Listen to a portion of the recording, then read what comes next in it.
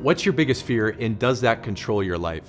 When I was a kid, I asked my brother his greatest fear, the very reason he would jump away from the bed when he got out of our bunk bed. We shared a bedroom together. And he told me this fear. He said, "I'm afraid that if I actually just put both feet down on the step, that a man is going to grab my ankles." Now, of course, as an older brother, I utilized this opportunity to tell him only the wimpiest of wimpy kids would ever not put their feet down on the step. And of course, the next morning I got up before he did, went under the bed, and I could just see him. And I could hear it. This moment, this is years and years later, he takes a deep breath. Whew. He puts his feet down. And I give him the greatest Scooby-Doo villain sound ever. And like a cobra, strike his feet. He screams. It's probably one of my greatest memories as a child. We still talk. I mean, relationships are built on forgiveness, but I'm guessing as an adult, your biggest fear isn't spiders. It's not some guy under your bed. I don't think it's like snakes. I would guess your biggest fear is that you're a failure. I would guess your biggest fear is that you're going to be alone. Maybe it's death. I think those are the fears that consume us. And the thing is with fears, they all have a story.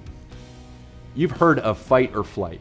And this is a good thing. If you're confronted by a dinosaur on a playground, it keeps you from not dying. But it also controls our life. We have a fear that says, I'm afraid of failure, so you're afraid to reach out in a relationship.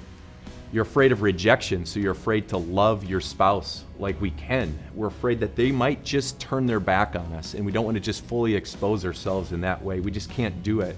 You have a fear that says, if I actually confess my sins to a fellow believer, if I tell them what is really hurting me and what I've done, that they'll never look at me the same way again. All our fears are controlling, and all our fears have a story. But it's time that we listen to a different story. God in the book of Isaiah chapter 41 tells us this when it comes to fear.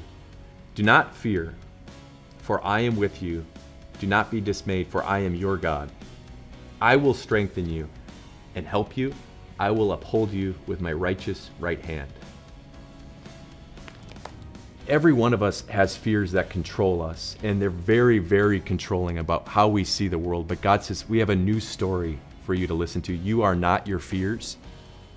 God says, I am the one who is with you. This is his story. I am the one who put my hand out for you literally so that you can be with me. God says, I am the one to protect you and keep you and walk with you so that these fears don't control your life. Instead, we can hear that different story and let that lead to a different place. God is doing amazing things at your time of grace, and we're asking for your help to try and expand this message and trying to expand the reach of where we're going. And what we're asking is for help to reach our goal of $150,000 by the end of February. And out of thanks for that gift, we'd like to send you the book. It's called Walk with Jesus, The Final Week's Journey. Lent starts March 1st, and we have Ash Wednesday. And this is a chance to look at what Christ has done to you, to dwell on that, to think about that. If you feel that you can give a gift today, please click the link below. Thank you, and God bless.